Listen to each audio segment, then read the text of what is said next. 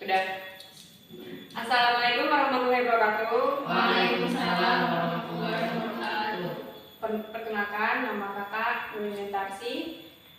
Kakak salah satu mahasiswa dari STKIP Mutiara Banten. Tujuan kakak kesini untuk memenuhi tugas kakak, yaitu membuat mengajar.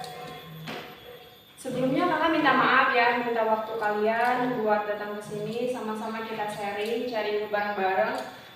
Ya, sama-sama aja gitu, jadi nggak merasa kalau kakak misalkan paling pintar atau misalkan gimana. Di sini kita sama-sama sharing aja. Nah, di sini materi yang akan kakak bahas yaitu tentang puisi. Buat kalian kalau misalkan kalian mau nulis, nggak juga ya, nggak apa-apa gitu. Jadi ini mah hanya buat gambaran aja gitu biar gampang menyampaikannya. Nah, di sini kakak akan membahas tentang puisi. Dalam KBBI, ada yang tahu KBBI? Tahu apa? Nah, dalam KBBI, puisi adalah ragam sastra yang bahasanya terikat oleh irama, matra, irama serta penyusunan lirik dan bait. Puisi terbagi menjadi 3, puisi lama, puisi baru, dan puisi kontemporer. Nah, di sini ada unsur-unsur puisi. Unsur-unsur puisi terbagi menjadi 4, ada diksi, majas, rima atau unsur bunyi, citraan atau imajinasi. Diksi, apa itu diksi? Diksi adalah pilihan kata yang pas dan selaras dalam puisi. Pilihan kata yang pas akan menghidupkan situasi, perasaan, serta keindahan dari puisi. Yang kedua, majas. Apa itu majas? Majas adalah satu gaya bahasa yang berbentuk kiasan. Pengarang puisi biasanya memakai bahasa kiasan agar puisi yang ditulis terlihat lebih indah dan tertarik. Rima atau unsur bunyi. Rima atau unsur bunyi bisa disebut sebagai sajak. Jadi, rima merupakan satu pengulangan bunyi yang berselang, baik di dalam lirik, sajak, atau pada akhir lirik sajak. Yang keempat, citraan atau imajinasi. Citraan dipakai untuk memancing imajinasi dari pembaca. Pengarang puisi bakal memakai kata yang bisa dipakai untuk mengungkap pengalaman imajinasinya. Nah, sini kita membahas puisi lama dulu ya. Puisi lama merupakan puisi yang dihasilkan sebelum abad ke-20, sehingga puisi ini cenderung memiliki aturan dan bermakna yang sering digunakan saat upacara adat. Jenis-jenis puisi lama ada 7, yaitu yang pertama pantun, yang kedua karmina, yang ketiga mantra, yang keempat syair, yang keenam gurindam, yang kelima gurindam, yang keenam seloka, dan yang ketujuh kalibun. Yang pertama pantun. Puisi lama yang paling populer adalah pantun. Pantun masih menjadi jenis puisi lama yang sering digunakan hingga kini. Puisi jenis ini merupakan puisi yang kerap kali digunakan masyarakat sehari-hari hingga saat ini. Pantun masih sering digunakan dalam berkomunikasi hingga upacara adat pernikahan Betawi. Yang kedua, karmina.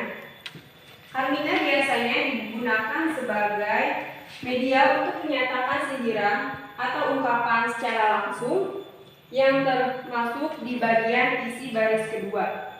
Sebetulnya karmina sendiri merupakan pantun yang terdiri atas 4 baris dan tiap barisnya mengandung suku kata sebanyak 4 sampai 5 kata. Yang ketiga ada mantra. Mantra salah jenis puisi lama. Mantra merupakan satu-satunya puisi lama yang setiap ucapannya dianggap memiliki kekuatan gaib, magic untuk keperluan ritual ataupun pengobatan. Yang keempat, syair. Syair adalah satu jenis puisi. Kata syair berasal dari bahasa syu'ur yang berarti perasaan. Syair memiliki bentuk yang terikat sehingga syair juga memiliki aturan-aturan tersendiri. Yang kelima ada gurindam. Gurindam adalah jenis puisi lama yang setiap baitnya terdiri dari 2 baris. Pada dasarnya gurindam sangat mirip dengan pantun. Hanya saja gurindam tidak memiliki sampiran. Gurindam memiliki persajakan yang sama di akhir. 2 baris tersebut merupakan hubungan sebab dan akibat. Yang keenam ada seloka. Seloka adalah jenis puisi lama yang berisikan perumpamaan atau kiasan untuk menyindir maupun bergurau. Seloka biasanya ditulis dalam bentuk pantun maupun syair. Pengaturan rima atau persajakan sangat penting dalam seloka. Yang ketujuh ada talibun. Talibun adalah sejenis puisi lama seperti pantun karena mempunyai sampiran dan isi, tetapi lebih dari 4 baris, mulai dari 6 baris hingga 20 baris. Berirama ABC, ABC, ABCD, jadi ya. Kalau untuk talibun.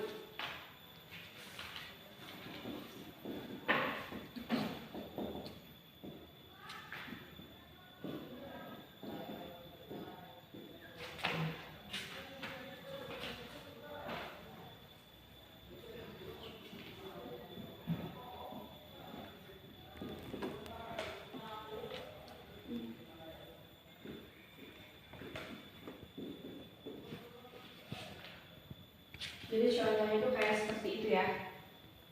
Kemudian puisi baru. Puisi baru adalah puisi yang sudah tidak terikat oleh aturan baku seperti puisi lama. Kalau misalkan puisi baru itu enggak kayak puisi lama gitu ya. Jadi kalau misalkan puisi lama itu memiliki aturan yang bermakna gitu. Kalau misal jenis-jenis puisi lama. Jenis-jenis puisi lama yang kakak tahu ada 8. Ada balada, himne, satire, ode, epigram, romansa, distikon, dan elegi.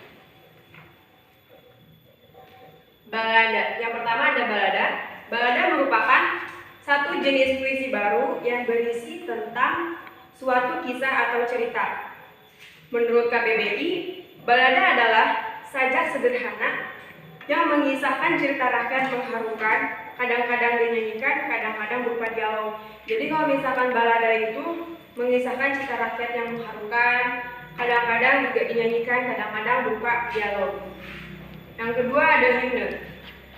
Himne merupakan sejenis nyanyian yang ditujukan untuk Tuhan, tanah air, pahlawan, atau sesuatu yang dimuliakan. Yang pada intinya kalau misalkan himne itu untuk lebih ke Tuhan, tanah air, gitu, pahlawan, ataupun sesuatu yang lainnya. Ada ode. Ode berasal dari kata Yunani yang berarti nyanyian. Karena puisi ini biasanya dinyanyikan dalam paduan suara ambil menari dalam drama-drama Yunani kuno. Ada epigram. Epigram berasal dari bahasa Yunani. Epigramma yang berarti pedoman, nasihat, teladan, atau ajakan untuk melakukan sesuatu hal yang menuju kebaikan. Menurut KBBI, epigram merupakan syair atau ungkapan pendek yang mengandung gagasan atau peristiwa yang diakhiri dengan pernyataan menarik, biasanya berupa sindiran. Ada romansa.